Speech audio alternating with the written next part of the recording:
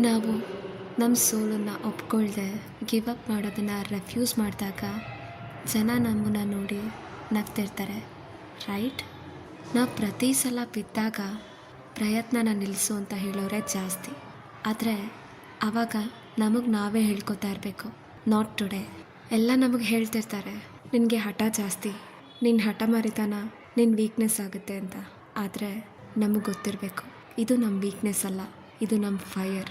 ಜನಗಳು ನಮಗೆ ಕ್ವಿಟ್ ಮಾಡೋದನ್ನೇ ಹೇಳ್ತಿರ್ತಾರೆ, ನಿನ್ನ ಕೈಲಿ ಆಗಲ್ಲ, ಬಿಟ್ಬಿಡು ಅಂತ.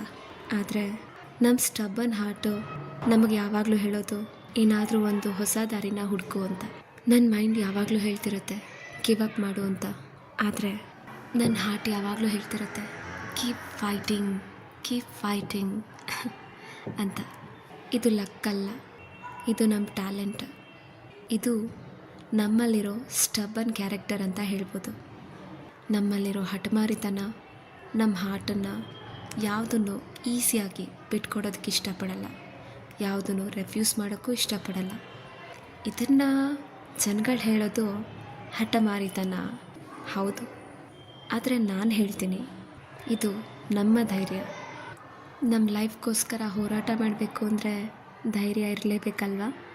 ಈ ವಿಡಿಯೋನ ಯಾರು ಗಿವ್ ಅಪ್ ಮಾಡಲ್ಲ, ಯಾರು ತುಂಬ ಹಠವಾದಿಗಳಿರ್ತಾರೋ, ಯಾರು ತುಂಬ ಸ್ಟಬ್ಬನ್ ಕ್ಯಾರೆಕ್ಟರ್ ಇರ್ತಾರೋ, ಯಾರು ತಮ್ಮ ಲೈಫ್ನ ಚಾಲೆಂಜಿಂಗಾಗಿ ತೊಗೊಂಡು ಲೀಡ್ ಮಾಡ್ತಿರ್ತಾರೋ, ಅವ್ರಿಗೆ ನೀವು ಕಳಿಸೋದ್ರಿಂದ ಅವ್ರ ಪವರ್ ಕೂಡ ಜಾಸ್ತಿ ಆಗ್ತಾ ಹೋಗ್ತಿರುತ್ತೆ.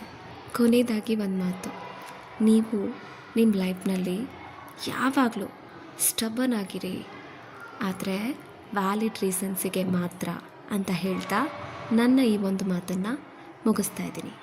Bye guys.